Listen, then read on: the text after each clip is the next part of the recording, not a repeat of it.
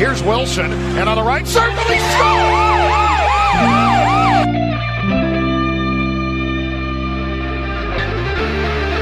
Rebound loose, wild scramble in front, score!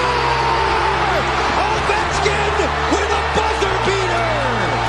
It'll count! And a hat trick tonight, number 21,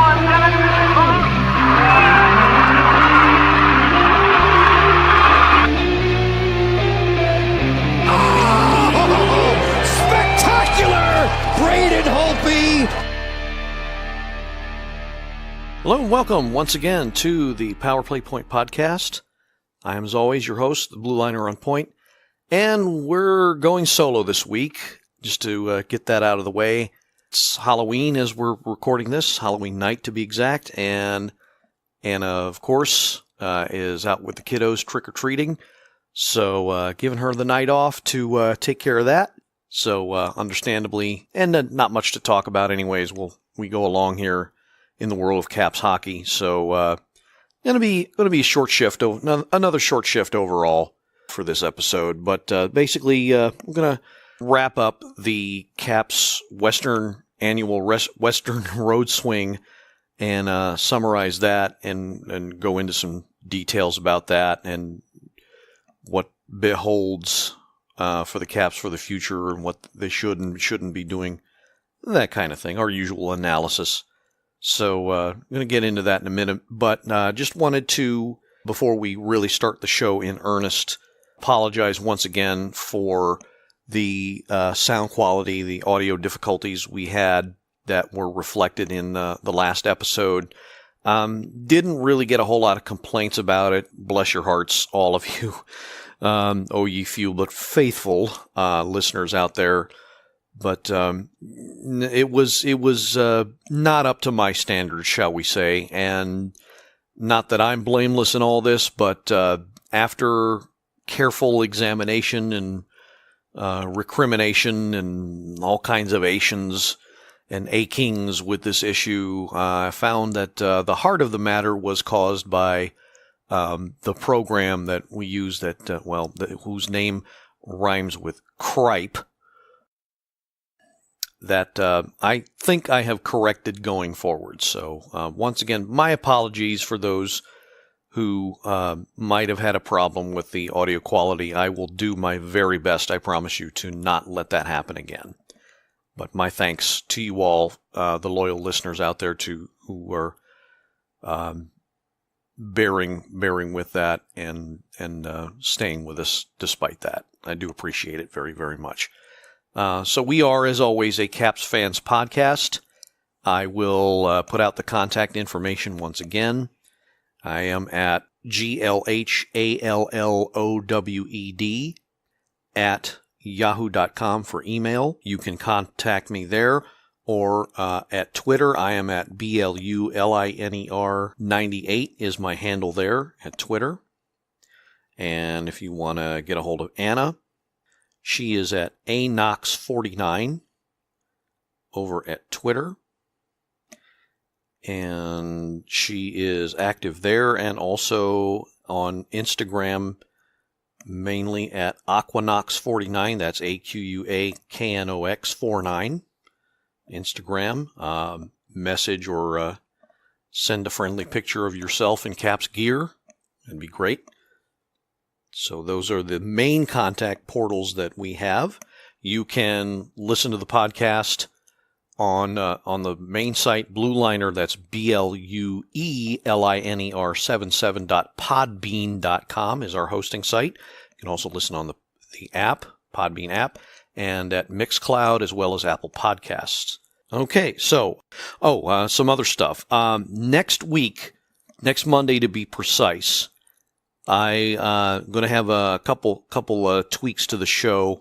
We hope to have I was trying to get them on this week, but couldn't get the schedules synced up. But we're working on sometime this week. I'm going to have an interview with the administrator, one of the administrators of the True Caps Fans Facebook room, Christian Levesque. I think he's got a very, very interesting backstory, unique perspective as well.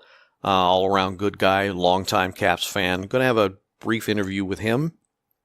Going to post that on next week's episode as well. So just one Caps fan's perspective. Just another good guy, and see that we're decent people. We're hockey fans, and we know what we like. We know what we're seeing. Just trying to, like I said in my very first show, defend and show in the best light possible the Caps fan to the best of my ability.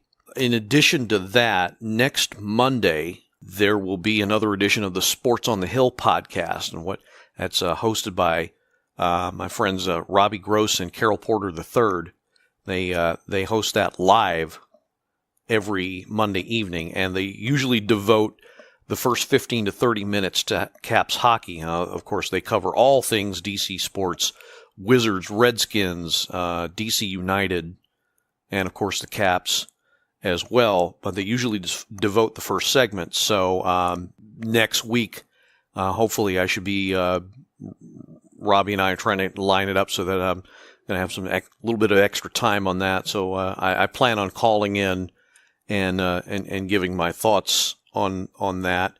And so I highly recommend that podcast, especially if you're into all things DC sports. They run the gamut. They do great analysis, great coverage, excellent insights into all things DC sports, and they pretty much nailed it. I listened to the show last night, and they pretty much nailed it. The key going forward for the Caps is going to be consistency, and that's why ultimately in this road trip, which could have gone a lot better, admittedly, didn't, because they just were not consistent enough in their play. And and as we'll get into a little bit later on, they had flashes of pure brilliance where they looked unbeatable, and then they had long stretches where they just, as CP3 said himself, they looked lost, and it was painfully obvious, and it's a lot of growing pains. And Robbie also chimed in. He said, yeah, it's going to be growing pains for at least the first couple months of the season, and that was more than obvious on this road trip, which I think we were all hoping was going to be a time for the whole team to bond and gel and get that chemistry going that Anna spoke of last week, that we're all hoping for. And I don't know, it just didn't feel like that happened enough. But we'll get to that a little bit later on in the show. It'll be the focal point. So again, that's the Sports on the Hill podcast. It's hosted by Carol Porter III and Robbie Gross. Airs every Monday evening. You can find it on Facebook mostly. Do a search on Sports on the Hill podcast, and they always post live audio there. Carol usually starts off the show, and then Robbie takes over pretty much after 9. But like I said, they run the gamut of all things DC sports. So if you're a fan of the Wizards, Caps, DC United, Redskins, of course, we're midway through the NFL season, so going to be devoting a lot of time. You're a Skins fan, your input, listenership is always welcome there. So just wanted to give a shout out to them and give them a bit of a plug on my show. So return the favor for me when I call in next Monday. But I hope to be a guest on their show, a call-in guest.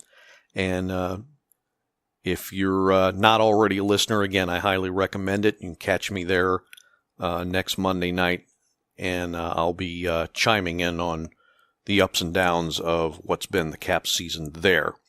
So that's okay. So that's all the admin stuff next week. If any of you were curious, yes, Anna will be back next week. She's just it just happens to be Halloween.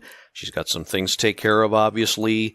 And before I lead into the week that was, both league-wide and for the Caps, it was just a brutal week for me. I was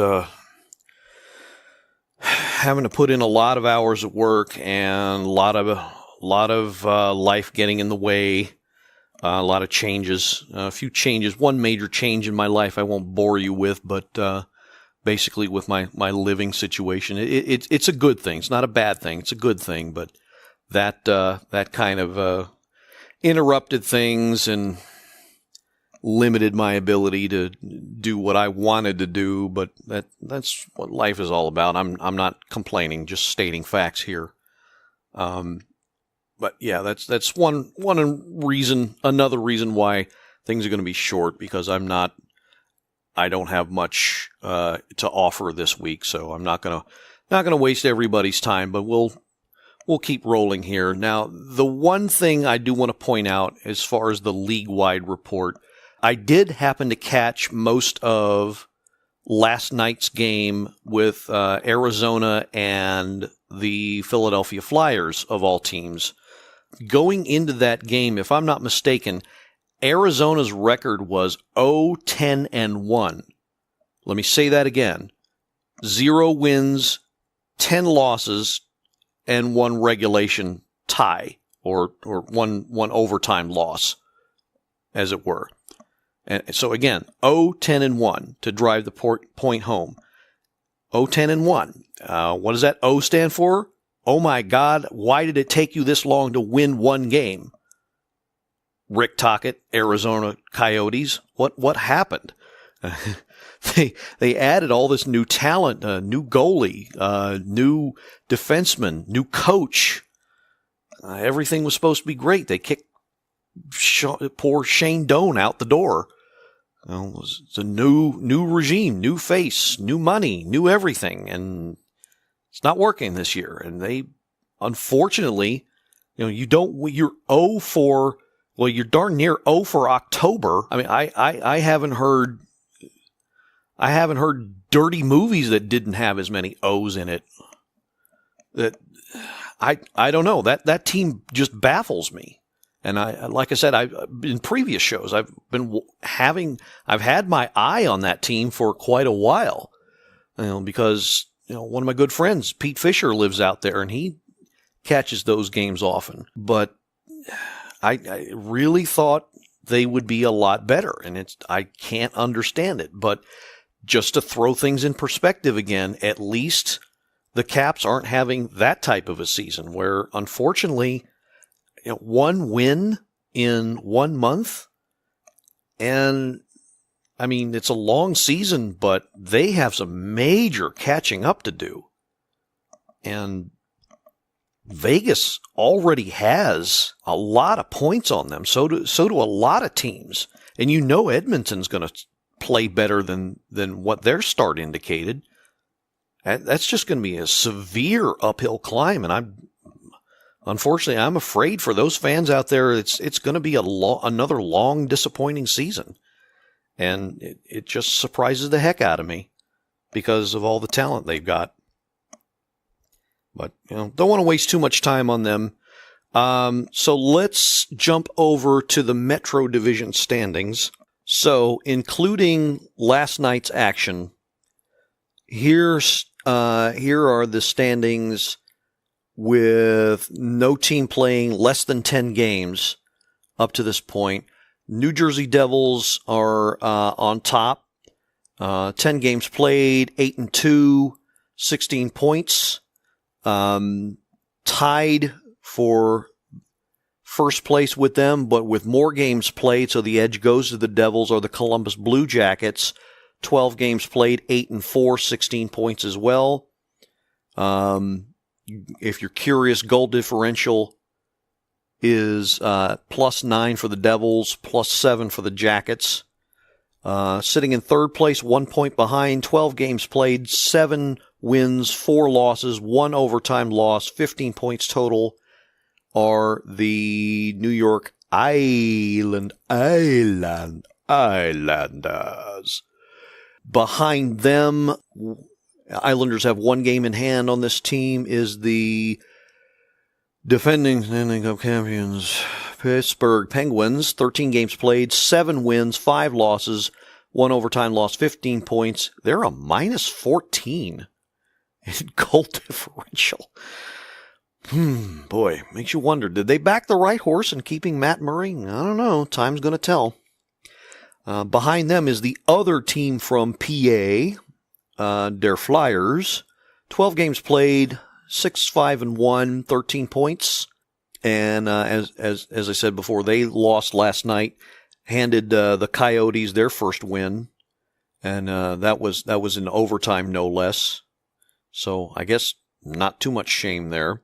Then come our Washington Capitals, 12 games played, 5 wins against 6 losses, 1 overtime loss, 11 points, goal differential so far of -5.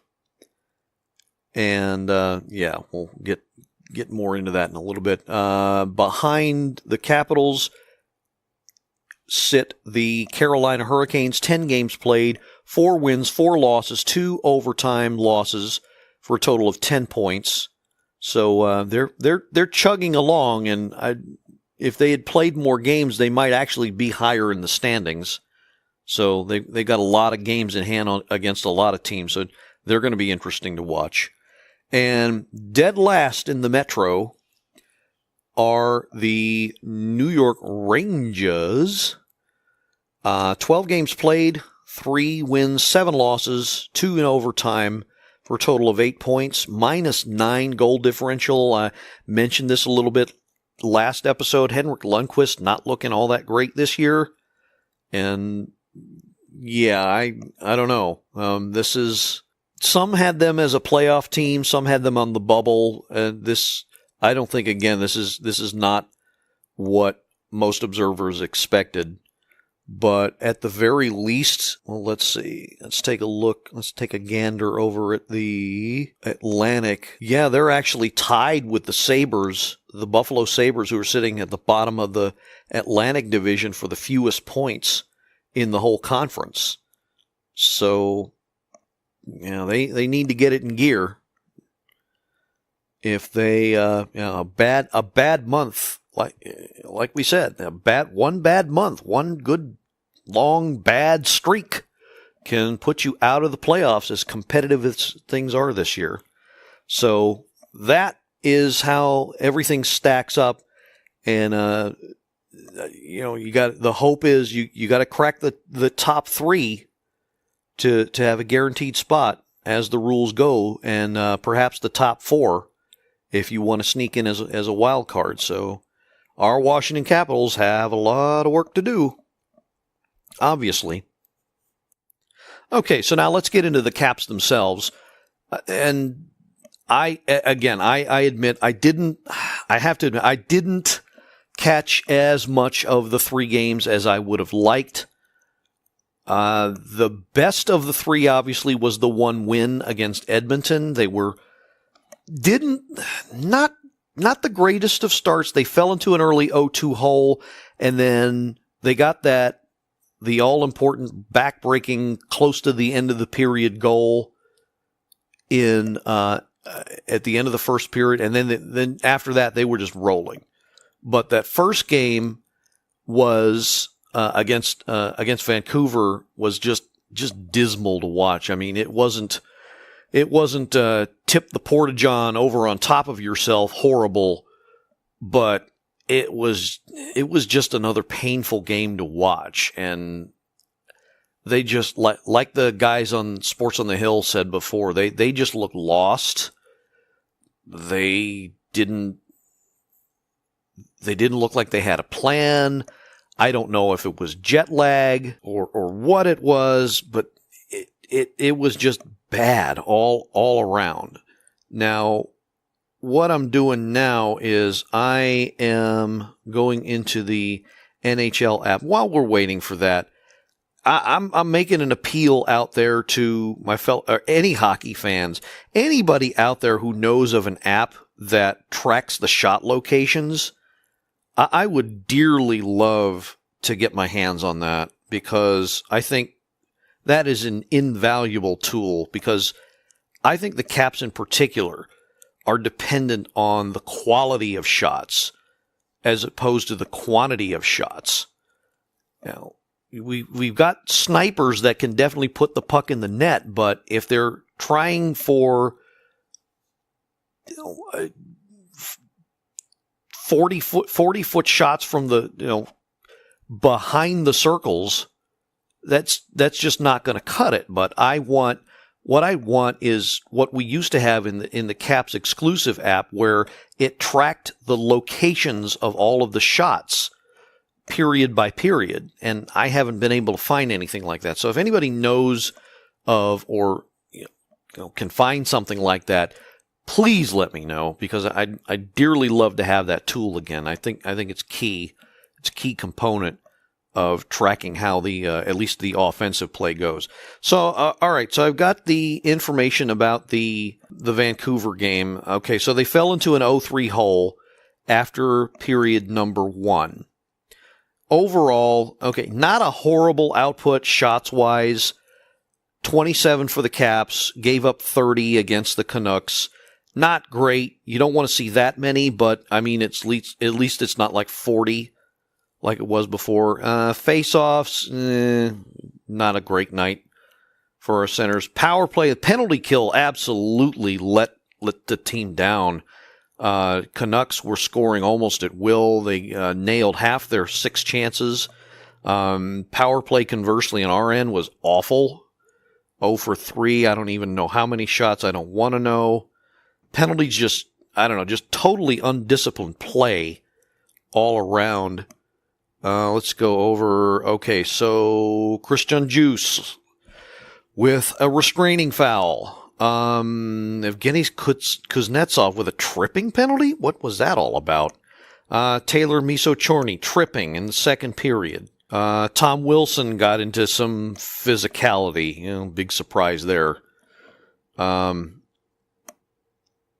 I think, that was about half, with the game pretty much out of hand by then, about halfway through the third period. So, I think he was just trying to get the team fired up there. And just, I don't know, all kinds of goofy penalties and just absolutely undisciplined play. I don't know. Again, I don't know if it was the jet lag, but it was what I saw of the game was just unbearable to watch. And I think it was Grubauer that started the game. I'm pretty sure he was in there. Let's see. No, it was Holtby. Oh, okay. So Holtby and I think Holtby and Grubauer split the game.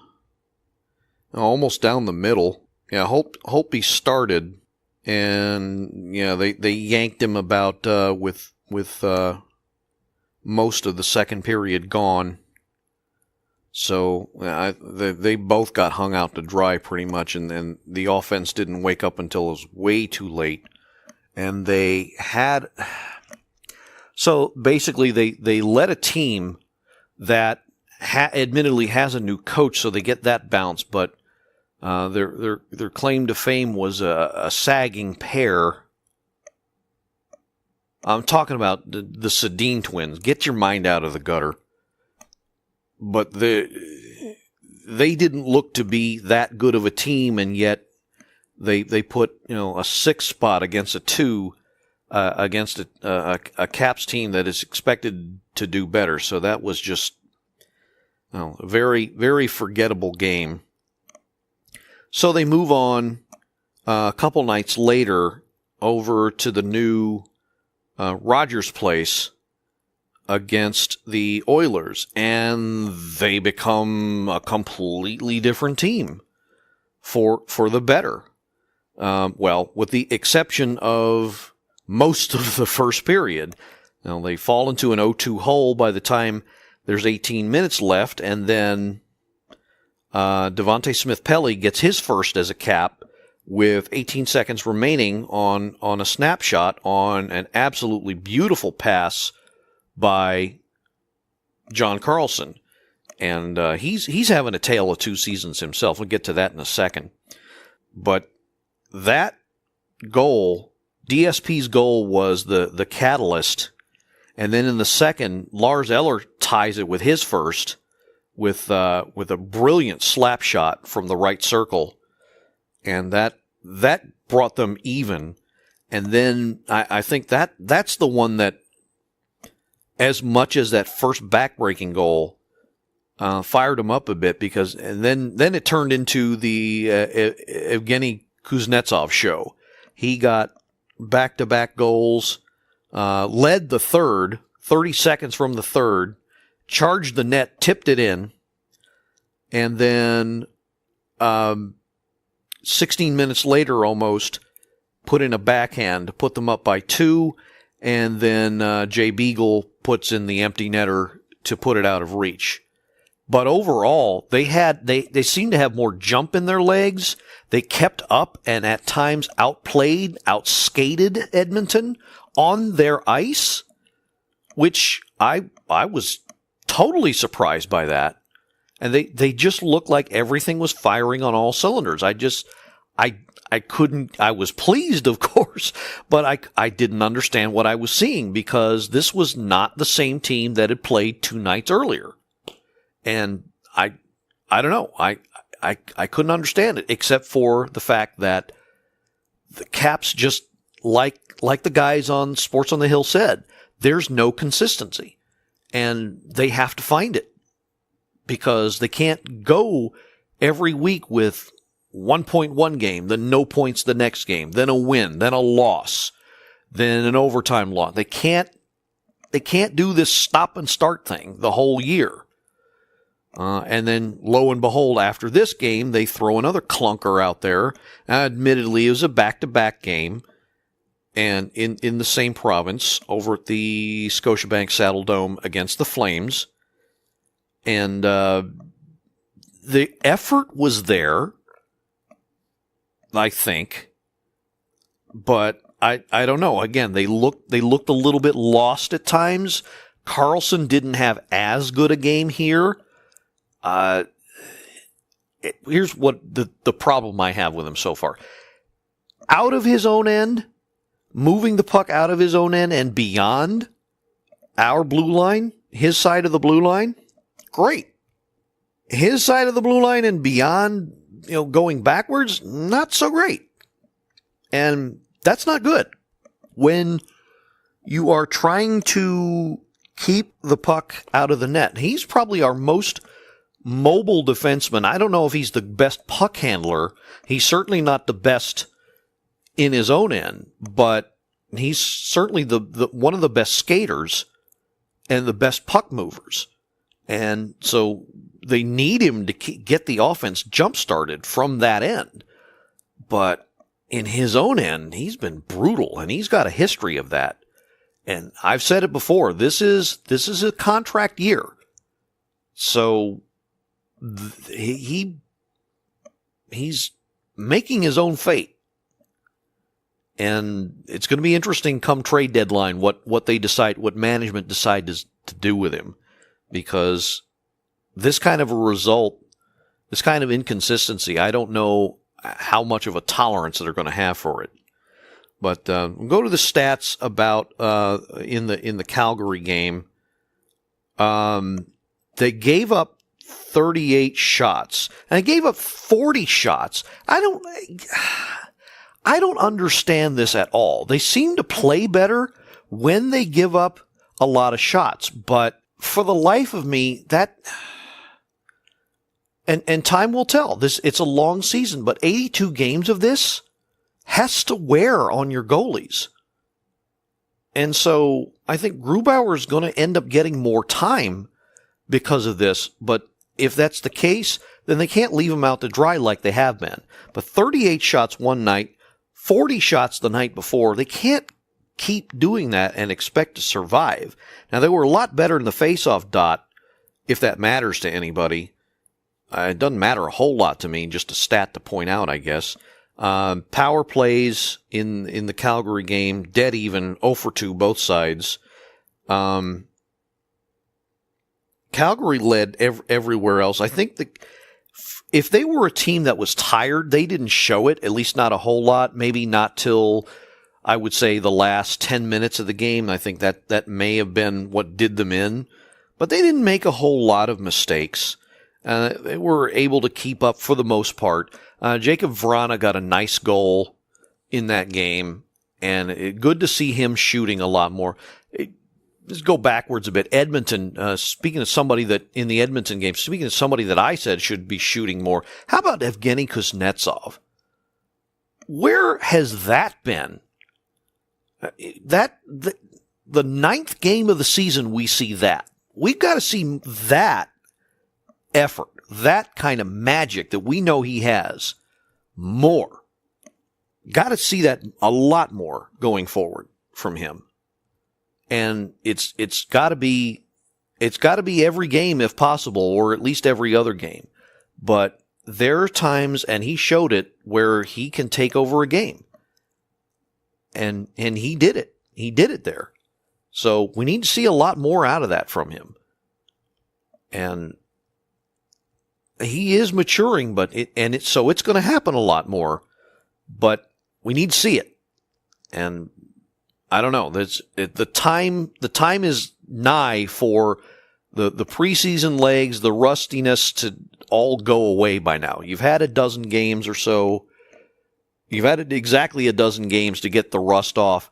It is time now to gel. And that point's obvious. But overall, not a horrible effort. They happen to give up a goal late. Maybe they were tired. Maybe they were just jet lagged after a long trip. I don't know. But the offense just kind of wasn't there. They make Mike Smith look really, really good. Big goalie like that, I found over the years, you want to shoot low a little more. I think they were trying to maybe they were trying to be a little too cute at times, trying to get one past him. I don't know, but I did. So one thing I did also notice was that the Flames overall did a much better job of clearing out rebounds and preventing repeat attempts or second attempts of shots on goal. And so that might be a lesson that the team learns in how to keep the shot totals down, keep the scoring chances down. Especially Mark Giordano. I would love to have a number one guy like him, but he was all over in and out of the crease, clearing pucks and bodies, and I think that's the way to go. We need to see more of that, and I don't know if we have the guys on the D-core that know how to do that just yet.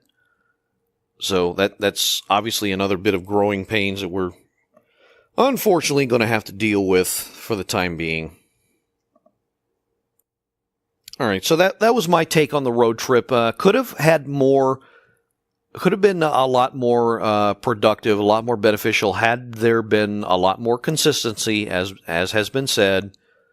One win out of 3, not great, but it's better than Bupkis, I guess. And then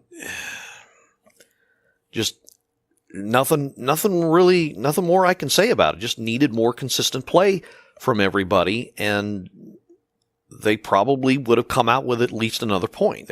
I think they could have taken the Calgary game to overtime, and the way they were going, and they would have gotten the loser point out of it at least. But just not to be, I guess. So going forward, here's a look at the schedule. They don't play again, do our Caps, until this coming Thursday. They're back at the Capital One Arena. Thursday night face-off, 7 o'clock puck drop against the New York Islanders. And then it's off to Boston against the Bruins at the Fleet Center. Or it's the TD Bank North Garden. I don't know what they call it anymore. Up there, the new Garden. It's another 7 p.m. puck drop. And then the next week, a rare Monday night game against the Coyotes. Now, I don't know if that last night was the beginning of a hot streak for them, but you talk about something overall a team that's playing like a dumpster fire. You don't want to assume anything, because you know what'll happen there if you do that. Right, you make an ass out of you and me. But you don't want to assume, easy 2 points. But if anybody's going to be an easy 2 points right now, it ought to be the Coyotes, because they've only got one win in their first 10 or 11 games.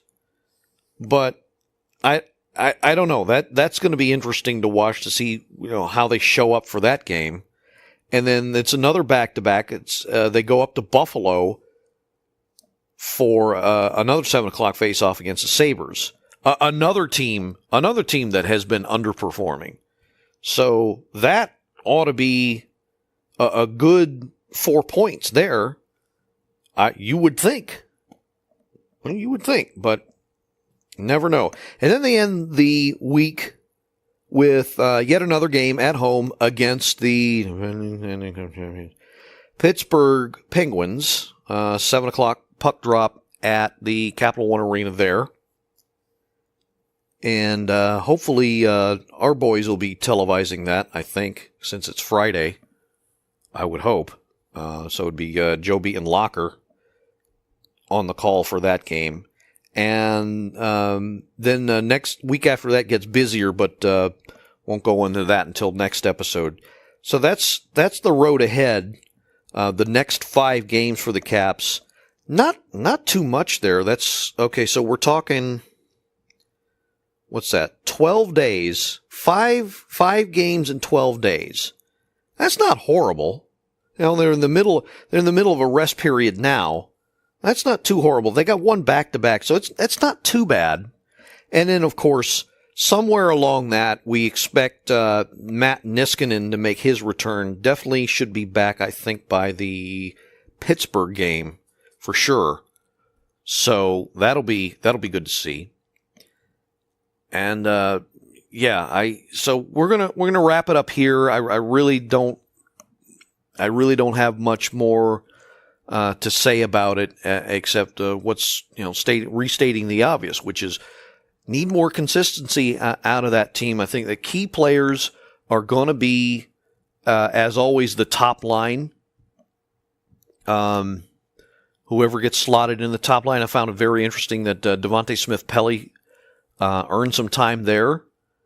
And something else I would like to see is I would like to see a lot more of Nathan Walker. Now, I read a quick interview by Isabel Kershudian, basically flat out asked Coach Trotz, well, hey, what does Nathan Walker got to do to crack the lineup? And basically Trotz said, well, not a whole lot, but it's just a numbers game right now. And as long as he displays the effort, the heart, and the desire, and the belief in himself, I'm paraphrasing here, of course, it won't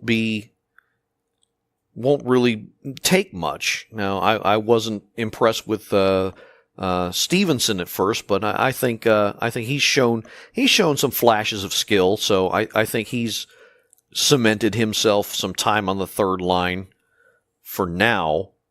Vrana, of course, getting his third of the season, gaining more confidence as the team goes by.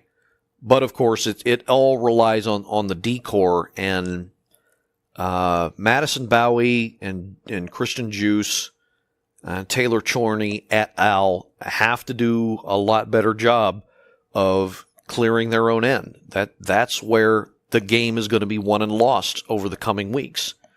And so when that starts rounding into form, you'll know, because the shot totals will go down, the scoring chances will go down, and the puck will be at the other end at the ice more consistently.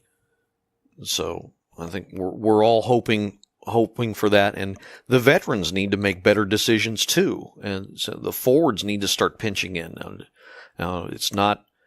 I'm not excusing him, but it's not the captain's job to play defense all the time. But more often than not, he ends up a minus on the score sheet because of that, despite all the goals and assists and points he puts up. So maybe kind of I hate to chide him a bit because he does everything else well, but maybe just a little more on that end. You never know. Just one less scoring chance that's prevented, one less shot on goal. You never know. So I gotta take him to task. I'm gonna probably be on my own island about that, but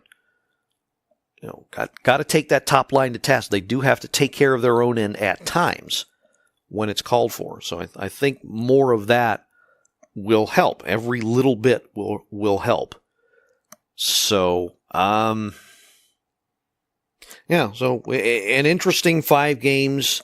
Lots of contenders, a couple of doormats or semi-doormats right now. So an interesting mix of opponents here, and we'll see. Hopefully the chemistry kicks in, the effort is a little bit more consistent, and we'll see. So, I just this team so far is making you scratch your head, and making you reach for the beer cans at the end because of how they're playing. And we're just going to have to hope they figure it out is what we're left with at this point. So, all right, I think we're going to end the show here. Going to give out the contact information again. It's glhallowed@yahoo.com is my email. Email me anytime. I check my phone constantly. Also at Twitter at BLULINER98. I have a link with the hockey podcasts guy who posts my show links every time. So check my Twitter feed. Always got something there. Anna again can be reached at AKNOX49 AKNOX49 on Twitter. Aquanox49 is her name there, but the handle is AKNOX49 on Twitter, and she's mainly on Instagram at Aquanox49, AQUAKNOX49. Once again, that's Aquanox49 on Twitter, and that'll be it. I think we're just going to wrap it up here, and let's go Caps. This has been another episode of the Power Play Point podcast. All episodes available at blueliner77.podbean.com, Apple Podcasts,